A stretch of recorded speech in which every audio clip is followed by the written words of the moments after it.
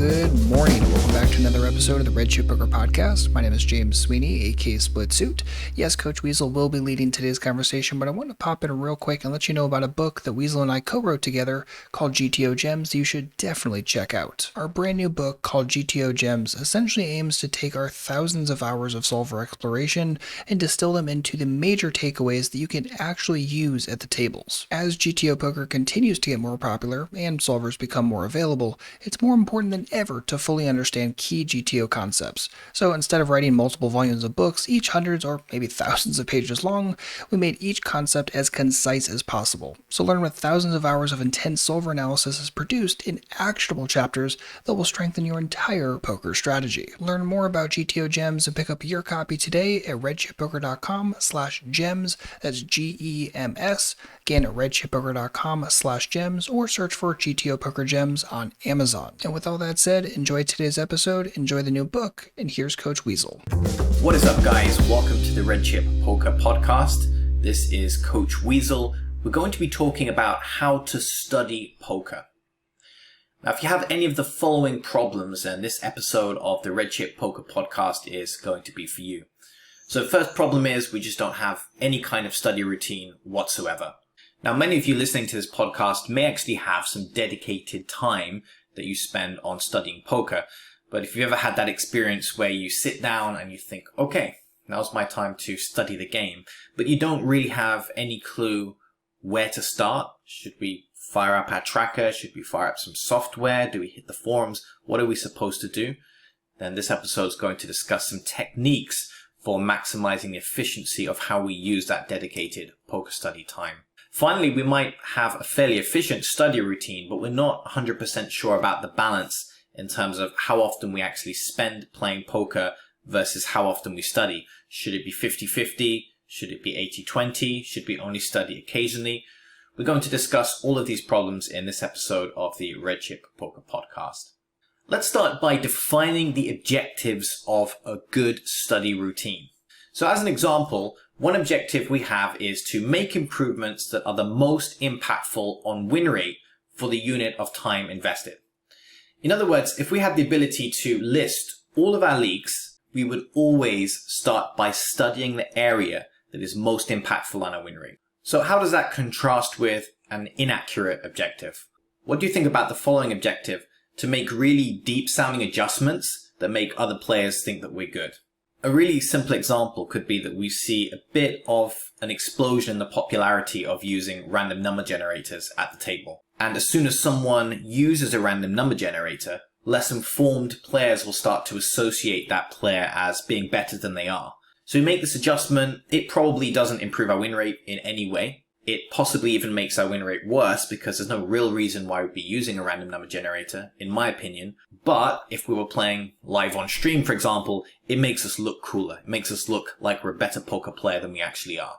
So it could be that the adjustment we want to make is actually on a fairly boring spot. It could be button RFI, for example. Our button RFI is costing us a lot in win rate. It's not the most exciting area to work on, but the most important thing here is maximizing our win rate, not making adjustments that seem like they're profound or deep, but potentially don't improve our win rate that much. Another example of an objective is to generate actionable heuristics. Now, the phrase or term heuristic is a little bit of a buzzword in the modern poker world. What is a heuristic exactly? I'll just read the definition here. It says, a heuristic is any approach to problem solving that employs a practical method that is not guaranteed to be optimal, perfect, or rational, but is nevertheless sufficient for reaching an immediate short-term goal or approximation. So an example of a heuristic would be in a flop c-bet situation, we check back every non-vulnerable pair and we bet all of the vulnerable pairs. Now we know if we compare to how that stacks up to what a solver would recommend, it's not going to be a perfectly optimal solution.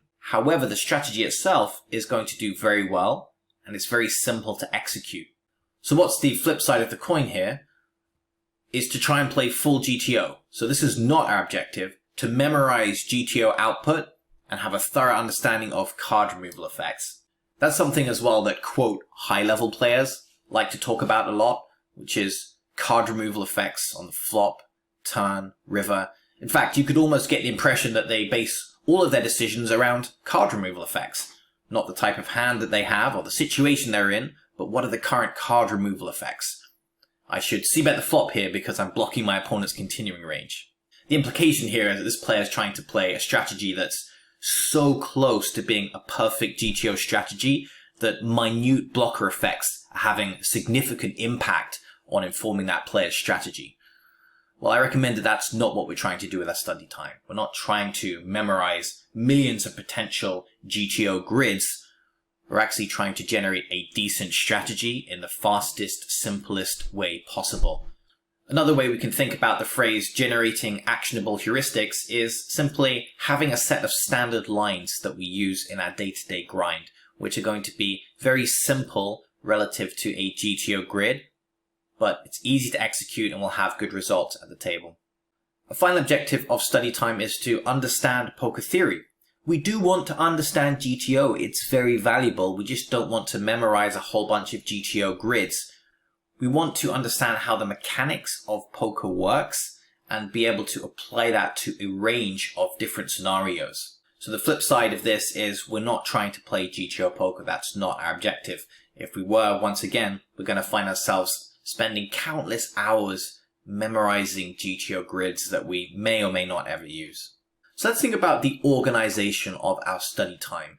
And I recommend making use of a spreadsheet or maybe some type of notebook, but I usually just use a spreadsheet like Excel, for example.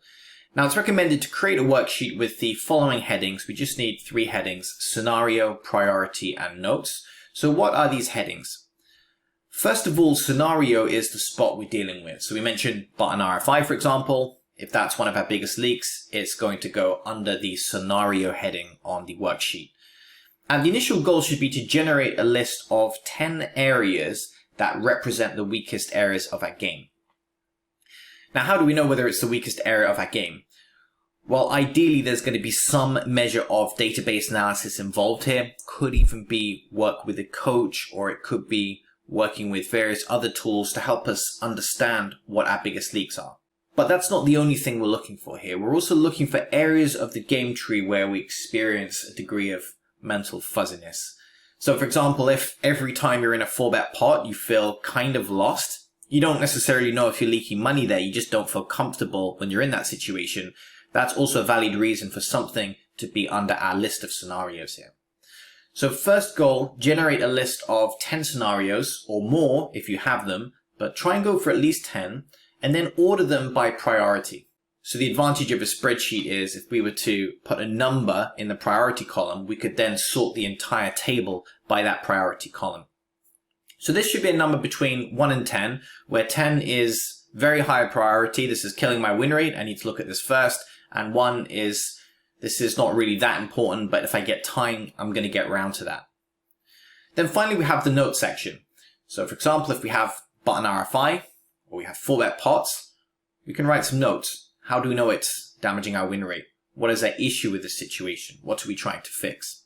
From there, it's recommended to make a plan of action in the note section. How are we going to work on this specific area of our game? And we'll talk about methods for doing that a little bit later in this podcast episode. We're going to see a couple of sample plans as well. The next recommendation is to spend a minimum of 1 whole week on each topic. Now, why do we make that recommendation? What is the principle behind this recommendation? Our goal here is to move as many of these topics into an area of learning which is known as unconscious competence. And this is part of the 4-stage adult learning model. And as far as I understand, there's more than one adult learning model. But this specific adult learning model that's used by poker players has 4 stages. Unconscious incompetence. That's basically the stage where we don't even realize that we're leaking money in a certain spot. So it's not on our list yet. We don't know about it. Of course, as soon as we know that something is causing us to leak money, it moves into the next stage of the learning model, which is conscious incompetence. So for example, we're leaking money in 4-bet pots. We know it's an issue for us. We're aware of it, but we just don't know how to actually play in that spot yet. So our next goal is actually to move this particular topic into the 3rd stage of the adult learning model, which is conscious competence. This means we've studied it and we know what to do. It's just maybe not always being executed correctly in game. We need to practice it first before it becomes an integral part of our strategy. So what we might find is when we're very relaxed and playing our A game, we can actually use some of these concepts. But if we're a bit stressed or we're a bit tired or we're tilted, then these newly learned areas of our game completely disappear. What we want to do is drill and practice these particular areas until they move to the fourth stage of the adult learning model, which is unconscious competence. So at this point, we could basically execute these concepts without really thinking too much. It's a little bit like breathing or knowing that we're supposed to 3-bet pocket aces pre-flop. It doesn't matter how tilted we get, we're probably still going to 3-bet pocket aces pre-flop because we just subconsciously know that it's the right thing to do. Imagine if every area of your strategy was like that. No matter how tilted you were, you just know what the best play is and you always execute it because it's like breathing to you. In order to get something into that unconscious competent stage, we have to give our brain time for it to reach that point in the learning model. So that's why I say minimum of 1 week. And we could easily spend 2 weeks, 3 weeks, even months on a specific topic until we feel that it's reached that unconscious competent stage of the adult learning model. Now, once we've worked on a topic, it doesn't mean we have to remove it from our list. There's another concept at work here which we can refer to as spaced repetition. And the idea is just when that information is starting to maybe slip a little bit out of our brain, if we revisit it, it's going to result in maximum retention of that information. So let's say we had something as a priority 10. We work on it for a few weeks. We then re-add it to the list as a priority 3. In other words, we'll get to it again. We'll revisit it, but probably after a few months when we've dealt with the other items on our list. Now let's think about how much time we should spend studying. And it actually depends on where you are in your learning process. There's a good chance that new players should just spend 100% of their time learning how to play the game in the first few weeks. And they can gradually increase their play time and decrease their study time. So after the first few weeks for a new player, it starts to look a bit more like 50-50. And it's important to make this transition, by the way. One weakness that some players have is they just like studying more than playing for whatever reason. And they often just end up spending most of their time studying and never actually playing. It's impossible to fully learn this particular skill set without playing. It's like trying to learn Chinese just purely through reading a book. You would definitely learn how to speak Chinese, but you probably wouldn't speak it very well. You'd need to spend some time with the natives and actually put into practice what you've been learning. So actually playing at the table is very important for moving our skill set into that unconscious competence zone. Now, as we become an advanced player, it starts to look more like 80-20. So we actually spend 80% of our time putting in volume. We already know how to play very well. And the way this looks for very advanced professional players is it's not necessarily 80-20 in a given week. So it could, for example, be 4 months hard grind with relatively little study. That's because we realize we have an edge in a certain game. We want to capitalize on that edge before it disappears. Maybe if we feel our edge weakening, we might take a month off and just spend that month in the figurative poker lab, learning new strategies. We then spend the next 4 months redeploying those strategies and capitalizing on our edge once again. So it's an 80-20 split, but it's like 4 months grind, 1 month in the lab. Now let's think about methods for actually studying. And there's 2 different types of study methods. There are dependent study methods, which you're going to be using more heavily in the early stages. And then there are independent study methods, which are used more frequently by higher level advanced poker players. Most of us will use a mixture of the 2, but if you're fairly new, you'll use more of the dependent study methods. If you are fairly advanced, you'll use more of the independent study methods. So the dependent study methods are as follows, and it's called dependent because it relies on other poker players. We build off each other and learn skill sets from each other. So an example of that is private coaching, also making use of things like training videos and live webinars, or like the Red Chip Poker podcast, for example, reading various books on the topic of poker, visiting the forums, commenting on different players' hand histories, posting our own hands, getting feedback, and finally being part of a study group. And if you check out the Red Chip Poker Discord, you can see that every so often there's a link to a study group where players meet together and maybe discuss GTO or discuss hand histories that have been played. Now, in terms of independent study methods, I've narrowed it down to the following. So first of all, solver work. Remember what we said our goal was here. It's not to try and memorize a whole bunch of GTO grids. It's to understand the mechanics of how the game works. Range research. This is where we fire up a large database of hands in a tracker like Hand to Note and have a look at population tendencies and then create our own counter strategies based on those tendencies. Database analysis / villain analysis. So looking at our stats, how do they compare to what they should be? What do our win rates look like in different spots? Keep in mind, we may have to use some of these independent study methods to seed our improvement worksheet that we mentioned earlier. So how do we find if we have a leak in the first place? Even as a new player, it might be worth firing up your database, having a look at your win rate in various spots, having a look at your stats. What should they be? Do they match up with what they should be? If they don't, add it to the list, add a fairly high priority on it, and start working on this specific area of the game. Villain analysis is the same type of thing, but we do it for high volume opponents. So if we see one guy constantly every day at the tables, we have a decent sample size of hands if we're playing online. We then take that sample size of hands, we have a look at our opponent's stats, figure out what our opponent's weaknesses are, and we generate counter strategies for playing against that individual opponent. So it's very similar to what we use range research for. It's just that range research is for generating overall strategies against the average player in the population, whereas villain analysis is generating counter strategies for specific opponents. Range construction. So this is basically deciding what our range is going to look like in every spot, because as we've discussed, it's not going to be a range that tries to mimic a GTO range precisely. It's probably going to be a more simplified range based on heuristics. So we can use software like Flopzilla to build ranges. So a simple example is we're working on c-bet flop. So we put in a certain flop texture. We have a look at what our opening range is that reaches the flop. We then decide using Flopzilla and our general heuristics, which we're generating, which hands do we c-bet, which hands do we check.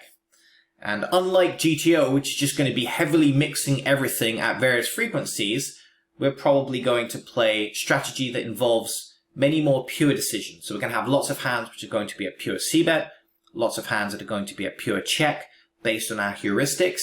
It's going to be very simple to remember. It's going to be simple to execute. It's going to do very well in terms of our win rate, but we don't have to deal with the complexity of a full GTO strategy. Next thing we know, with that guy streaming on YouTube showing everyone a new random number generator. Finally, I think hand history review deserves its own category as an independent study method. This is one of the original ways of working on our game, which is to just take a note of hands that we think we could have played differently and review them at a later point. So let's think a little bit about how we can actually integrate all of this information into a study plan. So we have our worksheet, we have our area which is the highest priority on that sheet, and in the notes section we'll have a planned activity. So it could be working with Flopzilla on the topic, it could be running a situation through a solver, it could be database analysis, but it's all geared around improving at this specific topic. So we finished our dedicated study time. It now comes to our play time. And this needs to be linked to our study time. And one of the links we can use is warm-up and cool-down routines. So we may have heard of warm-up routines. Maybe we do them, maybe we don't. But a warm-up routine shouldn't just be something random. It should be tied in to what we're currently studying. So our warm-up routine should involve defining goals for the session. So if we're working on button RFI, for example, the warm-up routine might be reviewing the button RFI range. And our goal for the session could be to make sure at the very least that we always play correctly in a button RFI scenario. So this should maybe take 5-10 minutes. It's just outlining the goals for the session, and those goals should tie in with what we're currently studying. At the end of the session, we have a 5 or 10 minute cooldown routine. So it's reviewing how well did we do with those goals. Have we made progress in becoming better at that specific study topic? For example, button RFI, did we open the right range on the button? Did we miss some opens? And depending on how well we did, we can then update our study notes on the worksheet and then evaluate our study methods. So we might move on to the next position, like cutoff RFI, for example, if we did very well, or we might decide to spend another session on button. Or we might decide to try a different approach where we actually make use of different tools. Now let's just see a couple of sample integrations of this, just in case that's a little bit abstract. So sample number one is, let's pretend that at the top of our worksheet, we have big blind defense. It's got a priority of 10. And we want to think about how we can work on improving our big blind defense. So in our notes section of the worksheet, we'll make a plan to review one specific big blind defense scenario with solved pre-flop ranges. We'll start with a late position spot, for example, big blind versus small blind or big blind versus button, and we'll probably break it down by sizing as well. So our warm-up routine, when we sit down to play, perhaps we quickly review our big blind defending range versus small blind open and construct a filter in our tracker. And what that filter does is it scans for missed defends or bad defend. So it could be two filters. So we spend 5-10 minutes doing that before our session. We set the goal, which is even if we mess up in the other spots, we're going to make sure in this session we try and play perfectly big blind versus small blind open. So now we play our session with a specific focus on big blind defense in that selected scenario. So in some senses, our grinding time is actually an extension of our study time. As we're grinding, we're actually improving at a targeted area of the game as well. This is greatly going to augment your progress, because what a lot of players do is they kind of study for a bit and then they just grind. And they're not really thinking about too much when they grind. They're not targeting a specific area of the game. Whereas this way, our grinding time becomes an extension of our study time. We start growing as players much faster. Those topics get moved into the unconscious competence area of the adult learning model much faster. So we reach the end of the session. Hopefully our cooldown exercise is fairly obvious because it ties in with our warm-up exercise. So we created those tracker filters at the beginning of the session. Well, we're obviously just going to run them at the end of the session and review how well we played in that big blind versus small blind scenario. Based on that, we can update our notes. So a simple decision we might need to make here is, should we move on to the next spot, big blind versus button? Or did we not do so well and we want to rerun big blind versus small blind for the next session as well? So we update our notes and the loop continues. Let's think about a second sample integration. Let's imagine we're working on c-bet flop in position. So in our notes section, we want to write our plan for what we're going to do in our dedicated study time. So an example could be using Flopzilla to construct a flop c-bet range on a specific texture group. Now notice we're not trying to attack everything at once. We're not saying, okay, in this session, we're going to study c-betting in general. That's not really how the brain's going to learn most effectively. We want to break it down into components. We're constructing a flop c-bet range for a specific texture group. So we might break down our flop textures into different buckets. We could have, for example, a single Broadway texture, double Broadway texture, mid-range connected, paired, monotone.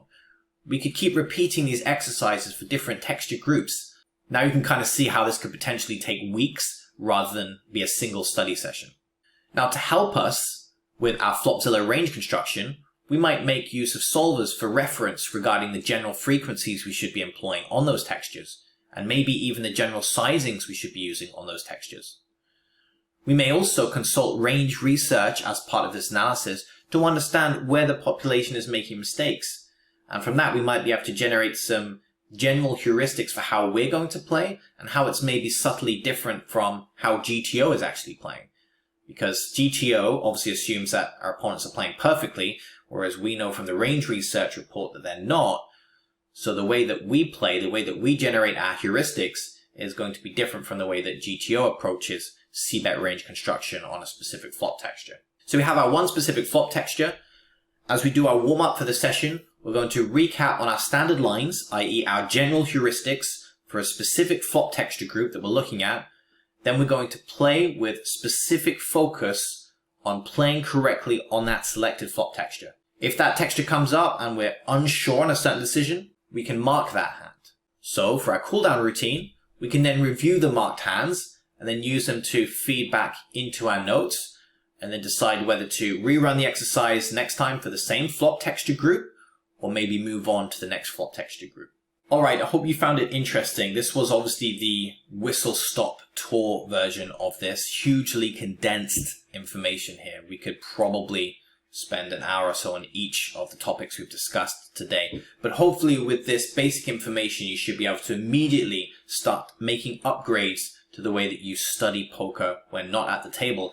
And now, as you can see, studying is not something that stops when we grind. We can actually continue to study and make progress through that adult learning model while we're actually grinding at the table.